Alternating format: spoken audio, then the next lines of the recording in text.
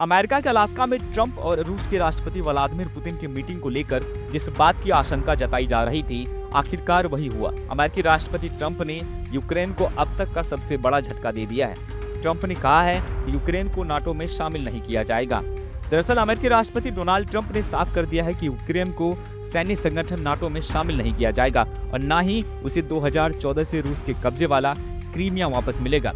Trump ने सोमवार को सोशल मीडिया पर एक पोस्ट किया और लिखा कि जेलेंस्की चाहे तो रूस के साथ चल रहा युद्ध तुरंत खत्म हो सकता है। सब कुछ इस बात पर निर्भर करता है कि जेलेंस्की लड़ाई जारी रखना चाहते हैं या शांति का रास्ता अपनाते हैं। उन्होंने याद दिलाया कि 12 साल पहले पूर्व अमेरिकी राष्ट्रपति बराक ओबामा के दौर में बिना गोली चले क्रीमिया रूस को सौंप दिया गया था और यूक्रेन भी नाटो में शामिल नहीं हुआ। उन्होंने आगे कहा कि कुछ चीजें कभी नहीं बदलती।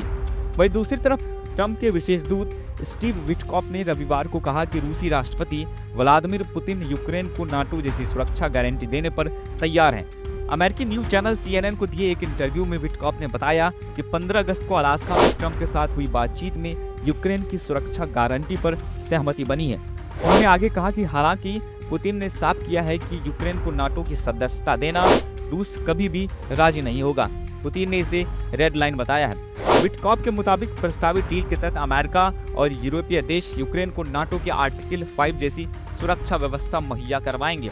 बता दें कि आर्टिकल 5 के तहत किसी एक सदस्य देश पर हमला सभी पर हमला माना जाता है। दूसरी तरफ जेलेंस्की सोमवार को ट्रंप से व्हाइट हाउस में मिलने वाले हैं। ट्रंप और पुतिन की मुलाकात के बाद ही राष्ट्रपति ट्रंप ने फोन पर जेलेंस्की से बात की थी, जिसके बाद जेलेंस्की ने अमेरिका आने का ऐलान किया था। इसके साथ ही फ्रांस के राष्ट्रपति मैक्रो, जर्मनी के चांसलर मर्ज, ब्रिटेन के PM स्टारमर और EU यानी यूरोपीय यूनियन के प्रमुख वर्सुला समेत 6 देशों के नेता यूक्रेन युद्ध पर चर्चा करने वाले हैं।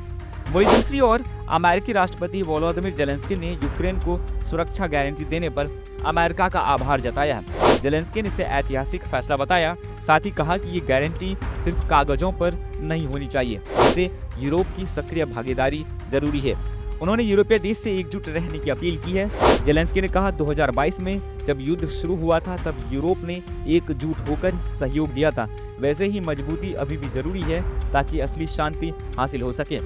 वहीं आपको ताजा अपडेट बताते चले तो वो ये है कि जेलेंस्की वाशिंगटन पहुंच चुके हैं और ट्रंप के साथ अपनी मीटिंग में रूस और यूक्रेन युद्ध को लेकर कोई बड़ी चर्चा कर सकते हैं। ट्रंप के इस ऐलान के बाद कि यूक्रेन को नाटो में शामिल नहीं किया जाएगा, एक सवाल है जो हर किसी के मन में उठ रहा है कि रूस और यूक्रेन का युद्ध इस बात से शुरू हुआ था कि यूक्रेन नाटो में शामिल होना चाहता था।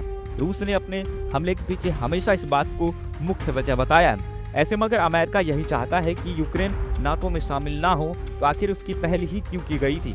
सिर्फ एक वजह से रूस और यूक्रेन के वे हजारों लोग और सैनिक मारे गए और लाखों घायल हुए, उनके नुकसान का क्या? अमेरिका और यूरोपीय देशों के पास कोई जवाब है? और आखिर अमेरिकी और यूरोपीय देश अपने निजी हितों को पूरा करने के लिए कब तक दूसरे की जमीन पर खून बहाते रहेंगे? इस पर आपकी क्या राय है? हमें कमेंट में जरूर बताएं।